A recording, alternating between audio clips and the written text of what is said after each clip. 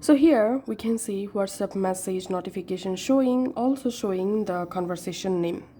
Now I'll show you how you can easily hide WhatsApp notification name.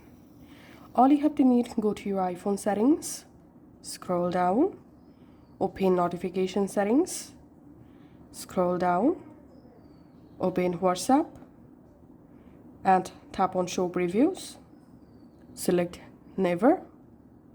Now open your WhatsApp app, tap on your profile photo, tap on notifications, scroll down, turn off show preview. And now I'm sending some random messages from my another WhatsApp account. And now we can see WhatsApp notification showing but not showing sender name.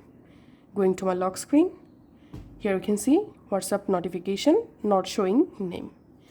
Thanks for watching.